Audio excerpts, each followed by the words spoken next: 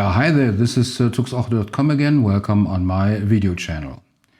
In a couple of researches I did on the internet, I passed over a page called Mylio, I don't know how to pronounce it, and they offer a photo editor free of charge. Of course, they have a subscription model in addition to it, but I wanted to see what is the free of charge photo editor all about. So I downloaded it for the Windows version and tried it out. The Windows version was installed on a virtual machine, but I think you can use this experiences I made with this on the virtual machine. You can use that also for a real installation on a Windows 10 or Windows 11 installation. So let's take a look on the desktop PC on what features Mylio is offering to you at no cost at all. Okay, we got here a Windows 10 Home Edition, and I already installed the Mylio Photo program.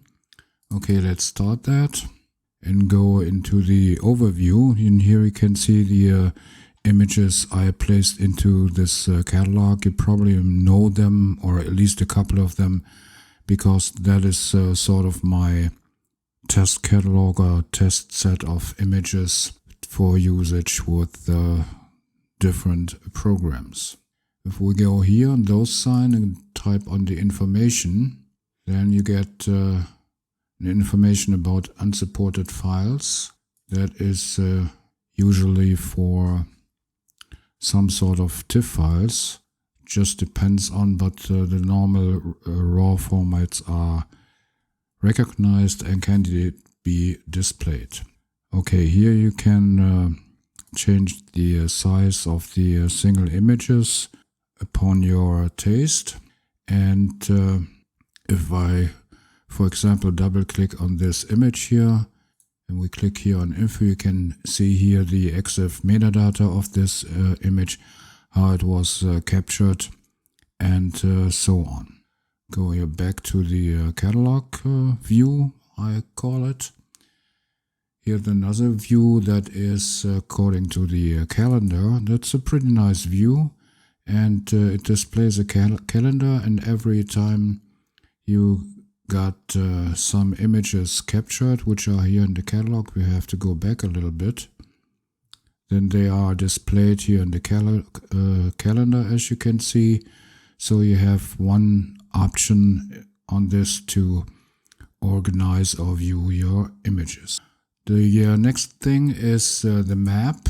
Then you get a map displayed and the different images which have GPS tags on it, so they can be displayed in the map. The same is true for persons, which are or should be automatically recognized. Sometimes the automatic is a little bit in an error. Like here you got here persons here, and even here that is sort of a person, but I don't know why those images are tagged as person files. Then here you can create an album, or more than one album, of course, to organize your images into albums if you like. And here you got the folder view. That is, of course, the top folder. And then you go here into the subfolders in this view of Mylio Photo. And the last one is the dashboard with the different settings and statistics and so on. Like here you got a statistic about file types. You can here see that I have 54 TIFF files in this catalog, or 423 CR2 files which are from a Canon camera, and so on. What is really nice here in that statistics overview, but you can have the same in the overview for quick filter, is you can see here the different cameras you used for all the images, like here the Lumix G9 or Lumix S5, or here Canon 7D, And here the same with the different lenses. All the images were taken. That's a pretty nice feature of Mylio Photo. Okay, we go back, go here on top, and here you get what I mentioned before, your same filter options like here in the statistics, and now I can filter like on images which were taken with the Canon 5D Mark II, or here on the Panasonic side all images which were taken with the Lumix G9. And of course you can do that by date. Here you have the different forms of a date, either by year or by month or so on. You can do it by folder if you wish, and you can do it by file type. That might be interesting if you want to distinguish photographs or images and videos and so on. And of course you can do it by category, but that implies that you set a category in the images in the metadata. Which one feature which Mylio offers is the are the so-called smart tags. If you go to that, here we have all images where are animals recognized in the images, and here we have the same for food and other things like here sky, all images which were or include some parts of sky. That works pretty good. Okay, there are some errors in automatically recognizing some things, but usually it works pretty good and gives you a base for tagging your files manually. Okay, let's go into one image. As I said before, here you got the metadata info, and for at least for a program with zero cost, you can here now edit the image. Here you got the first the presets which you can apply to the image if you like. You could change the white balance, you could change tones, which means exposure, contrast, and so on and so forth. You could do a vignette, you can sharpen the image for export and other things. And of course here you got some auto corrections like removing red eyes and auto enhance and auto color for the images if you like. And here on the top line you got the different selection for cropping or rotating the image. Here you got the same for rotating only, and for tagging or face tagging the images if there are any face recognized in the image. And here you could share the selected image, so you have quite a lot of options. Here in the map canvas you can assign GPS coordinates to the image so you can find it later on. And here you got the info tab which I mentioned before, and here you got already the smart tags assigned to that image. You see here color, exposure, hill, mountain, mountains, and orange.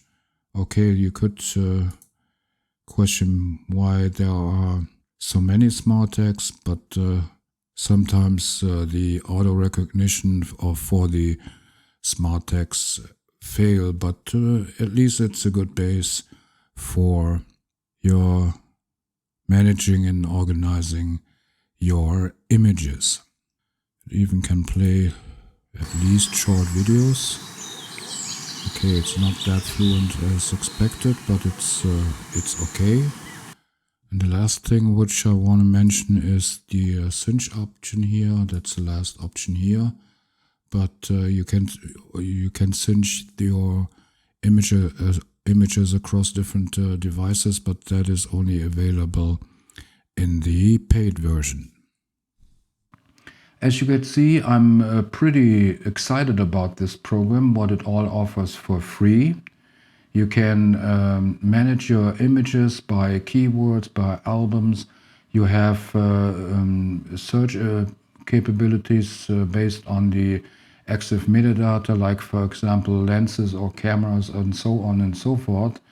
And of course you got functions for adding keywords to the images, so you can define or manage your images even further. As you could see, there are sort of smart text which the program adds to the images, and yeah, most of the time the program does a pretty good job. Of course, it doesn't hit at all images, of course, but most times, like for landscapes, seas, or skies, or buildings, or so on, and even with some persons, it does a pretty good job. So you could use the smart text as a first tagging or first implementing keywords onto the images, and then do a manual editing of those tags or keywords later on, but you get at least a pretty good base on it. And further on, you can use even a map function where you can add your metadata in form from GPS codes, or if you already tagged your images with the GPS codes, you can see on a map where you take your images, and so you can manage your images even further.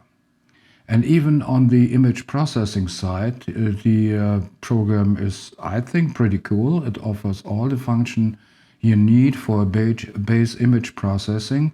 Of course, it has not the convenient and smart features like a Lightroom program, but if you are a beginner with digital photography, you might as well use Mylio for the base image processing. And if you stick to that hobby, you might as well switch to another program if you like. The subscription model with a little bit less than $10 a month offers you the additional syncing of the images to like smartphones and tablets and so on. You have to decide yourself if that is worth it to you.